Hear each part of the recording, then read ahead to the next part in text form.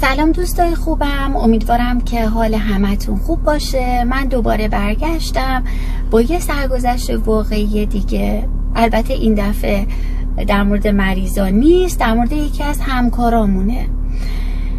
امیدوارم همینطور که من خوشم اومد و برای من جالب بود و عبرت آموز برای شما جالب باشه و شما مثل بقیه داستانها از این سرگذشت واقعی هم خوشتون بیاد.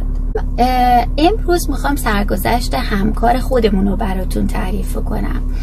این همکار ما یه آقای حدود 50 خورده ای سال هستش که حدود 5-6 ساله داره توی این شرکت قسمت حسابداریش و مالیاتیش کار میکنه.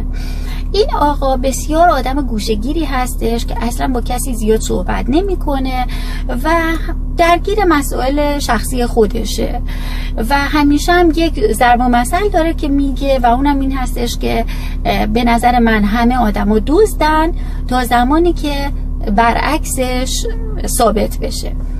من از این آقا اجازه گرفتم که برای شما داستان زندگیش رو تعریف بکنم. فقط گفته که اسما رو باید عوض بکنم و گفته حالا فکر میکنه شاید گذاشت که عکسشم من توی کانالم بذارم، ولی خب برای الان فعلا سرگذشتش رو میتونم تعریف کنم. حدود یک ماه پیش زمانی که دسامبر بود، همکارا همه با هم رفتن یه جا که با هم بشینن غذا بخورن. رفتیم یه رستورانی برای نهار. معمولا اینجا رسمه که توی ماه دسامبر که نزدیک عید خودشونه و توی قبل از تابستون، تعطیلات تابستون، معمولا تمام همکارا جمع میشن و میرن رستوران، حالا یا نهار یا برای شام، که بتونن یه ذره با همدیگه وقت بگذرونن، یه ذره از حال و روز همدیگه با خبر بشن. چون معمولا در طول روز که ما داریم کار میکنیم هفته ها طول میکشه تا شاید ما با یه همکار بتونیم صحبت کنیم، انقدر که سرمون شلوغه با کارهای دیگه، با مریض ها، با فامیلای مریض ها. همچین وقتی نمی کنیم که بشینیم با همکارا صحبت کنیم. ولی حدود یه ماه پیش که ما برای سال نو رفته بودیم بیرون و 20 همکار با همدیگه بودیم برای یه طبقه از این سازمانی که من کار میکنم، این آقا شروع کرد به صحبت کردن. برای اولین بار بود که این آقا صحبت میکرد. معمولا این آقا شنونده خوبی بود ولی صحبت نمیکرد. صحبتم از اینجا شروع شد وقتی که همه همکارا شروع کردن به پرسیدن از همدیگه که خب سال نو میخوای چی کار بکنی، با فامیلت کجا میخوای بری، بچه ها قراره چی کار بکنن. و وقتی این سوالا پیش اومد، وقتی که رسید به این آقا، گفتش که من که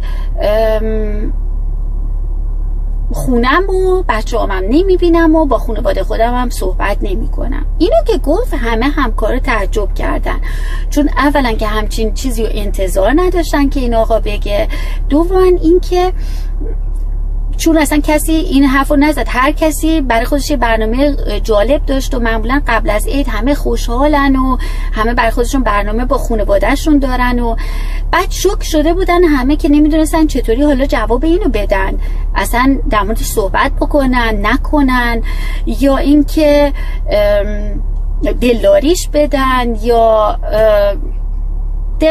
دیدی بعضی موقع یه اتفاقی میفته که آدم نمیدونه تو اون لحظه باید چه عکس العملی نشون بده، چون اصلا تنها انتظاری که نبود همین بودش که این آقا همچه حرفی رو بزنه.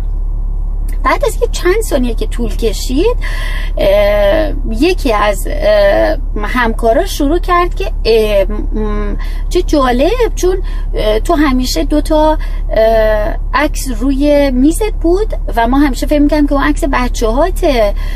بعد گفتش که آره عکس بچه‌ام هست و من 2 بچه دارم.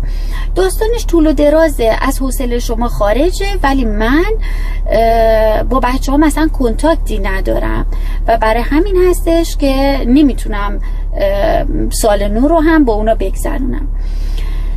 همکارای دیگه شروع کردن که نه اگه دوست داری تعریف کن، ما نمیدونستیم، ما همیشه فکر کردیم که تو خیلی تو خودتی، چون همش در مورد به فکر خانوادتی ما فکر میکردیم زودتر از همه میری خونه، فکر میکردیم چون بچهای کوچیک داری مثلا میری خونه تو، از این جور حرفا. هر کدوم از همکارا شروع کرد به ابراز همدردی کردن با این آقا. این آقا هم گفتش که نه اتفاقا بچهای من الان بزرگن، یکیشون 10 سالشه یکی 12 سالشه، اون عکسایی که شما میبینید برای 6-7 سال پیشه، اون موقع بودش که اینا کوچیک بودن، ولی الان دیگه نه، اونا بر خودشون بزرگ شدن و هر کدومشون الان مدرسه میرن و دوستای خودشونو دارن و کارهای خودشونو انجام میدن.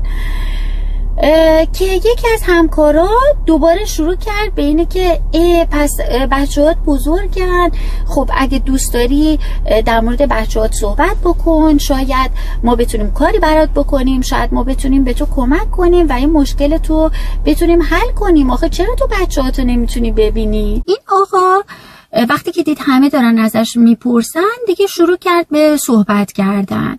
همکار من، این آقایی که دارم سرگذشتش رو تعریف میکنم، اسمش رو ما اینجا میگیم مارک.